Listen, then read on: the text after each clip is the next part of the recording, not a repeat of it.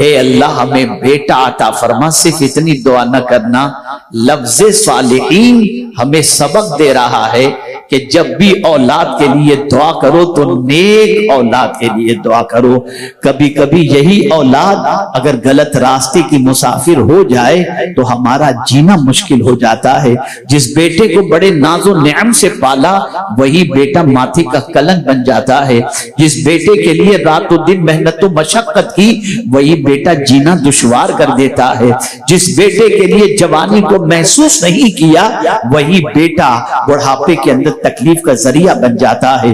اس لیے جب بھی دعا کرو تو اللہ کی بارگاہ کے اندر صالح اولاد کی دعا کرو۔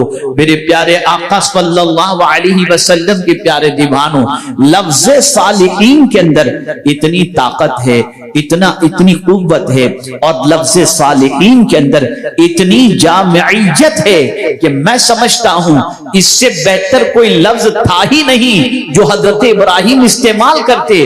انہوں نے صالحین کا لفظ استعمال کر کے یہ بتا دیا کہ اگر تم جاننا چاہتے ہو کہ لفظ صالح کیا ہے تو قرآن اٹھا کر کے دیکھو، ان کا پیغام تمہیں ملے گا کہ لفظ صالح کے اندر اتنی جامعیت ہے کہ اللہ کے برگزیدہ بندے بھی جینا چاہتے ہیں تو صالحین کے ساتھ، اور مرنا بھی چاہتے ہیں تو صالحین کے ساتھ مرنا چاہتے ہیں۔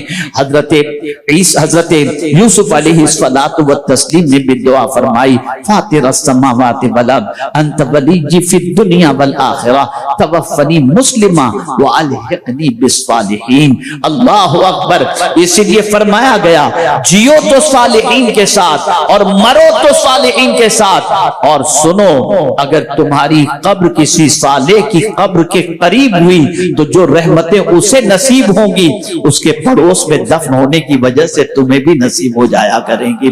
صالحین بہت عظیم چیز ہے، صالح بہت عظیم صفت ہے۔ تو حضرت ابراہیم علیہ السلام نے اپنے بیٹے کے لیے صرف دعا نہیں فرمائی بلکہ دعا کی تو یہ دعا کی، اے اللہ مجھے نیک بیٹا عطا فرما۔ اللہ اکبر!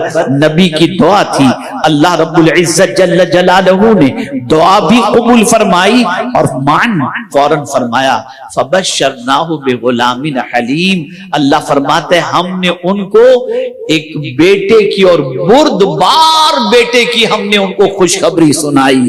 اللہ اکبر!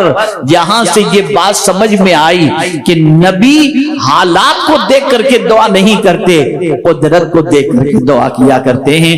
اس لیے جب انہوں نے دعا کی مولا نے ان کی دعا قبول فرمائی اور ایک بردبار بیٹے کے حوالے سے انہیں خوشخبری سنائی جو حضرت اسماعیل علیہ السلام کی شکل کے اندر اس فرش گیتی پر تشریف